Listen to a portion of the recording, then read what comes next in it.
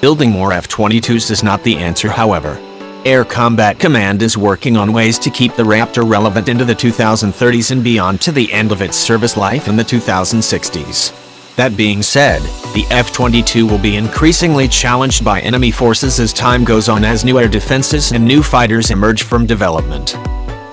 With the U.S. Air Force considering the retirement of the Boeing F-15C Eagle, Lockheed Martin's stealthy 5th-generation F-22 Raptor will be the only air superiority fighter in the service's inventory. While there is no doubt that the Raptor is far and away the best air superiority fighter ever built, the U.S. Air Force only has about 186 surviving Raptors in its inventory. Of those 186 remaining Raptors, only 123 are combat-coded aircraft, with another 20 that are classified as backup aircraft inventory machines. The rest are test and training assets. Even then, some of those aircraft are undergoing long-term repairs after suffering from accidents, such as one Alaska-based aircraft that made a belly landing in Florida in April, and are not flying.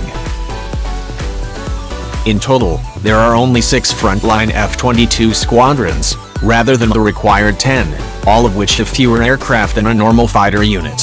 5 of those squadrons have 21 primary authorized aircraft and 2 backup inventory jets, while one operational Hawaii Air National Guard unit has 18 primary authorized aircraft and 2 backup jets. Test and training units are also shortchanged, with the Weapons School and the Elite 422nd Test and Evaluation Squadron being forced to share roughly a dozen jets at Nellis Air Force Base, Nevada. By comparison, a full-strength fighter squadron typically has 24 primary authorized aircraft and 3 backup jets. This is the model that is most efficient to ensure smooth and cost-effective operations at a fighter squadron, and is standard for the majority of F-15, F-16 and F-35 units. Moreover, with the exception of the F-22 community, which has a shortage of aircraft, other fighter mission design series have enough aircraft available to fully equip test and training units with a full complement of aircraft, and where the loss of a single jet does not significantly impact the capability of the entire force. Unfortunately, because there are so few F-22s in the Air Force inventory and so few combat-coded squadrons, the ops tempo for these units is extremely high. Indeed, as Russia and China step up to challenge the United States in today's emergent great power competition, the demands placed on the Air Force's F-22 fleet will only increase. The simple fact of the matter is that there are not enough F-22s available, and the Air Force likely needs more dedicated air superiority assets. Building more F-22s is not the answer, however. Air Combat Command is working on ways to keep the Raptor relevant into the 2030s and beyond to the end of its service life in the 2060s.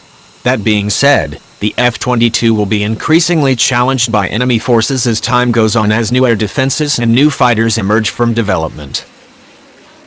Potential adversaries like Russia and China are designing measures to defeat the Raptor and American air superiority writ large. What might happen is that the F-22 would partner with the 6th-generation Penetrating Counter-Air (PCA) in a teaming arrangement similar to today's partnership between 4th and 5th-generation aircraft. The Raptor would take the place of the F-15C Eagle as the lower tier of a high-low mix, with the PCA forming the upper tier.